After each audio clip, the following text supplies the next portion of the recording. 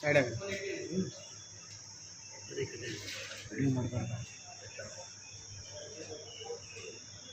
ಅವ್ರು ಹೋಗಾರ ಬಿಡ್ರಿ ಅದಕ್ಕೆ ಸೈಡ್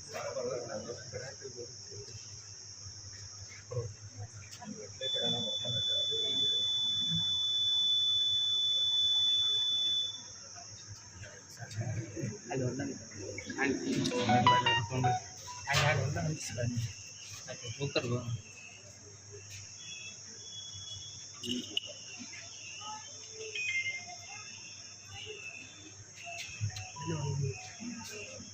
ಸರ್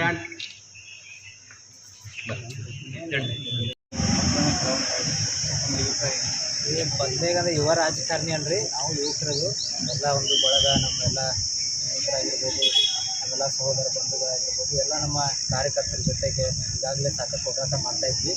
ಅದ್ರ ಜೊತೆಗೆ ನಮ್ಮ ವಿಶೇಷವಾಗಿ ನಮ್ಮ ಗೋಕಾಕ್ ಹಾಗೂ ಅರಮಾಣಿ ಭಾಗದಲ್ಲಿ BJP ಪರ ಏನು ನಮ್ಮ ಜಗದೀಶ್ ಶೆಟ್ಟರ್ ಸಾಹೇಬ್ರು ಅದಾರ, ಅವ್ರ ಪರ ಒಳ್ಳೆಯದು. ನಮ್ಮ ಪ್ರಕಾರ, ನಮ್ಮ ಕ್ಯಾಲ್ಕುಲೇಷನ್ ಪ್ರಕಾರ ಒಳ್ಳೆಯ ಬಹುಮತದಿಂದ ಅವ್ರು ಆರಿಸಿ ಬರ್ತಾರೆ ಅನ್ನೋದು ನಂಬಿಕೆ.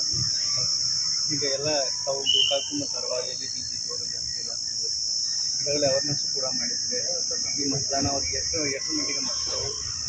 ಯಾಕೆ ನಮ್ಮ ಪ್ರಕಾರ ಈ ಬಿಸಿಲಿರೋದ್ರಿಂದ ಸ್ವಲ್ಪ ಪೋಲಿಂಗ್ ಕಮ್ಮಿ ಆಗ್ಬೋದೋ ಸಾಧ್ಯತೆ ಇದೆ. ಆದಷ್ಟು ಕೂಡ ಯಾಕಂದ್ರೆ ನಾವು ಎಲ್ಲೆಲ್ಲಿ ಲೋಕಲ್ ವಿಸಿಟ್ ಮಾಡಿದ್ದೀವಿ ಅಲ್ಲೆಲ್ಲರೂ ಕೂಡ ಹೇಳಕ್ಕೆ ಪ್ರಯತ್ನ ಮಾಡಿದ್ದೀವಿ. ಅಂದರೆ ಬಿಸಿಲಿರೋದ್ರಿಂದ ತಾವು ಜಲ್ದಿ ಬಂದಾದರೂ ಮತದಾನ ಮಾಡಿರಿ.